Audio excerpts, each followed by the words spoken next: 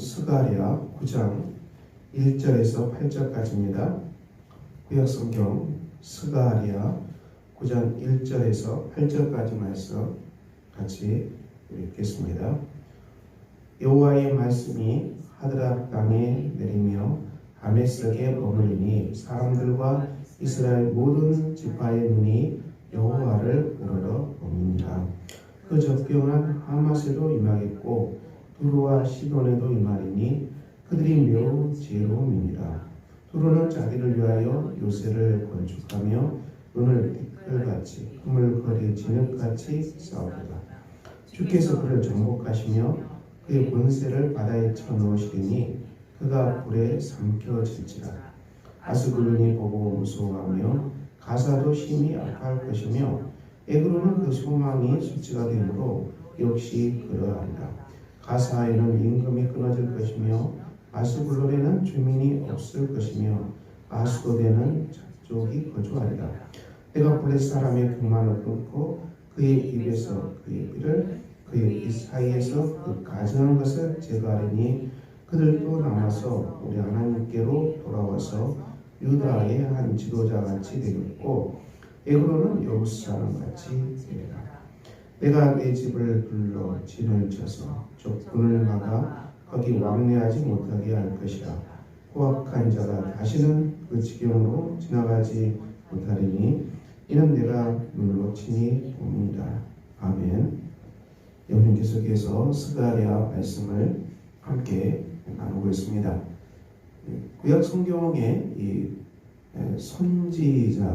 선지서는 심판과 구원의 메시지입니다.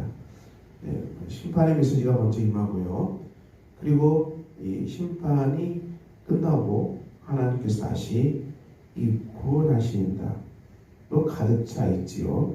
이 구약 성경의 이 선지자의 전통을 따라서 예수 그리스도께서 오셨습니다. 예수 그리스도의 구원의 메시지도 심판과 구원의 메시지입니다. 예수님께서 십자가에 달려 죽임당하신 것은 심판이죠. 모든 죄에 대한 심판입니다. 그렇지만 심판으로 끝나지 아니하고 속죄의 피로 구원을 베푸십니다. 믿는 자에게 십자가의 구원을 믿는 자에게 이 구원으로 메시지로 십자가는 다가옵니다. 이 심판과 구원의 이 중요한 이 중심 하나님 나라는 우리 삶에서 계속해서 역사합니다. 우리 개인의 삶도 이스라엘 삶도 국가의 삶도 우리는 이 심판과 구원의 메시지 속에서 우리 삶을 우리가 확인하는 것입니다. 하나님께서는 그 백성을 심판하시지요. 그렇지만 이 망하게 하기 위해서 심판하지 아니하고 구원하시기 위해서 이 심판이 임합니다. 심판이 임한 것은 이제 죄악된 삶을 정리하라는 것이죠. 더럽고 이 죄악된 삶을 그만두라는 것입니다. 회개하고 돌이키라는 메시지가 이 심판의 메시지입니다. 이 메시지는 이스라엘을 중심으로 열방에도 그대로 적용됐습니다. 이스라엘이 심판받아서 바벨론 포로로 잡혀갔지만은 이스라엘을 둘러싼 여러 이방 땅들도 다 이 심판을 받았지요. 오늘 본문 말씀에 나오는 두로도 심판을 받았습니다. 두로는 자기를 위하여 요새를 건축하며 눈을 띠끌같이 그물거리 진흙같이 쌓았도다. 이 자기를 위해서 요새를 건축하고 그물을 축적해도 하나님의 심판을 피할 수 없다는 것입니다. 이 자기 배를 채우기 위해서 많은 사람들이 살아가는데요. 이 자기 배를 채우는 인생 그리고 자기 배만을 위하는 나라 반드시 심판이 임하지요. 이것은 두로에게 임한 것처럼 우리에게도 동일하죠. 그러니까 예수 믿고 구원받았다는 것은 자기를 위해 살지 아니하고 우리가 살아도 주님을 위해 살겠습니다. 죽어도 주님을 위해 살겠습니다. 내 대신 십자가에 달려 죽임 당하신 예수님의 사랑을 깨닫고 주님이 나의 그리스도 주인이 되기 때문에 우리가 이제는 주님을 위해 살겠습니다. 이렇게 회개하고 돌이킨 사람입니다. 이 주님을 위해 산다는 것 대단히 중요합니다. 살 목적이죠. 근데 많은 사람들이 이것을 착각하죠. 여전히 나를 위해 살고 자기를 위해 살고 자기 육신의 쾌락을 위해서 사는 것입니다. 이것은 십자가의 구원이 임했어도 온전히 그 십자가의 구원에 맡기지 아니하고 여전히 나의 제약된 삶을 따라가는 것입니다. 이 중심 이동이 완전히 중심 이동이 되는 것이죠. 자기를 위한 삶은 늘 허망합니다. 자기를 위한 자기 배를 채우기 위한 삶은 심판으로 끝나고 말았습니다. 두루마리겠습니까? 역사상에서 수없이 많이 출현한 제국들 하나님 다 심판하셨잖아요. 하지만 하나님의 나라 주님을 위해 살고 그리스도께 충성된 삶은 하나님께서 세우십니다. 견고하게 세우십니다. 이것이 이스라엘 역사죠. 이스라엘은 바빌론 포로에서 돌아옵니다. 오늘 열방들이 다 무너지고 부서지는 속에서 그들이 어떻게 됩니까? 이 7절에 하나님께로 돌아오는 족속도 있다. 이렇게 말씀합니다. 이방 땅 그리고 하나님을 모르는 세계에 하나님의 심판이 계속 임하는데요. 그래도 그 심판 속에서 깨닫고 하나님께로 돌아오는 민족이 있을 것이다. 이렇게 성경은 말씀합니다. 선교의 역사는 계속되죠. 우리가 예수님을 모르는 이방 땅을 향해서 복음은 계속 전파됩니다. 그 복음을 듣고 하나님께 돌아오는 이방 땅 족속들이 반드시 있기 마련입니다. 하나님은 그의 택하신 백성들을 향한 최종적인 메시지는 구원입니다. 심판으로 끝나지 않습니다. 이스라엘을 하나님께서 구원하시죠. 오늘 말씀 내가 내 집을 둘러 진을 칠 것이다. 이스라엘을 둘러서 진을 칠 것이다. 보호하신다는 것입니다. 하나님께서 우리가 이 징계의 아픈 일도 일어나지만은 아버지가 아들을 사랑하기 때문에 징계하시는 것이죠. 이스라엘을 하나님이 징계하신 것은 이스라엘을 사랑하시기 때문에 그렇습니다. 징계하지 않으면 계속 죄 속에 살아가죠. 아무 일도 일어나지 않으면 사람들은 관성의 법칙을 따라서 계속 자기 일락을 위해서 자기 본능을 위해서 쾌락을 위해서 계속 하는 거예요. 이 징계가 없으면 이상이 없는지 알고 계속 죄 속에서 망가지고 더 크게 무너지는 것이죠. 황폐해지는 것이죠. 하나님께서 이스라엘을 바벨론으로 가는 것도 이들이 죄가 계속 깊어져 가는데 깨닫지 못하고 돌이키지 못하기 때문에 그 민족이 죄 때문에 완전히 망해버린 것을 방지하기 위해서 바벨론으로 통째로 옮겨버린 것이죠. 더 이상 죄를 짓지 못하도록 이 바빌론 포로 땅으로 보내버린 것입니다.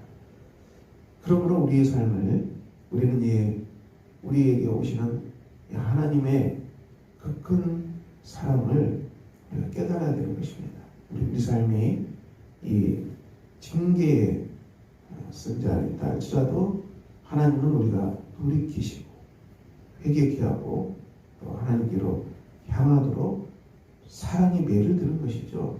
사랑의 매입니다. 우리가 자녀들이 계속 죄 속에서 방탕하면 부모가 그냥 포기해버리겠습니까? 매를 들겠죠.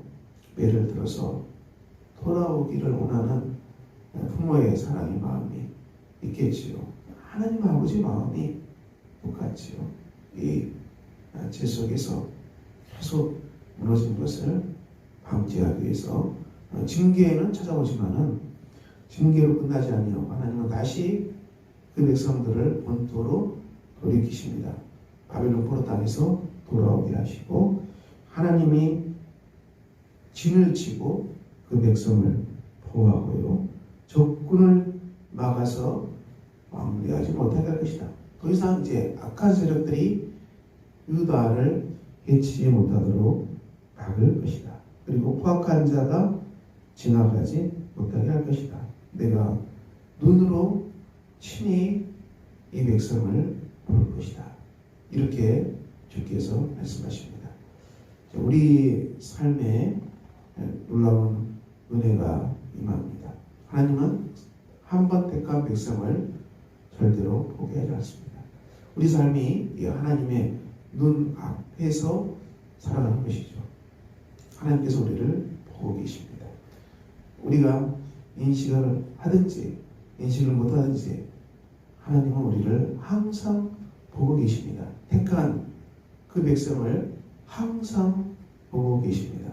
그러므로 우리 삶에 일어나는 것은 우연이 하나도 없습니다. 하나님의 섭리 안에서 펼쳐집니다. 우리의 삶이 이스라엘이 징계를 받은 것처럼 아픈 일이 있고 그리고 이 매를 맞는 일이 있을 수 있습니다. 일어나지요.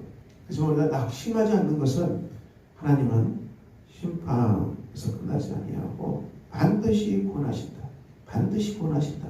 더 큰 은혜로 우리를 인도하실 것이다. 자녀들이 회개하고 돌이키고 아버지께 돌아오면 더 큰 은혜를 베푸신다. 칼진 송아지를 잡고 잔치하시는 이 하나님 아버지의 마음을 주님께서 우리에게 누가복음 15장에서 말씀해 주셨습니다.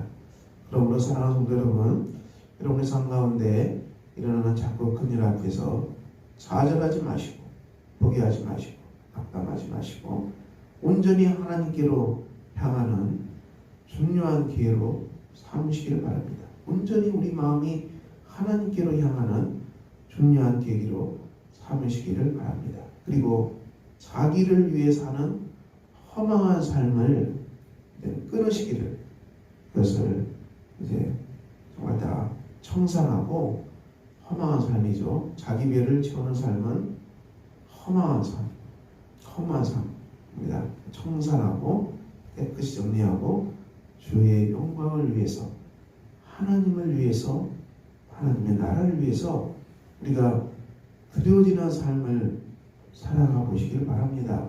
여기에는 놀라운 은혜가 있고 여기는 놀라운 기쁨이 있고 놀라운 평강이 임합니다.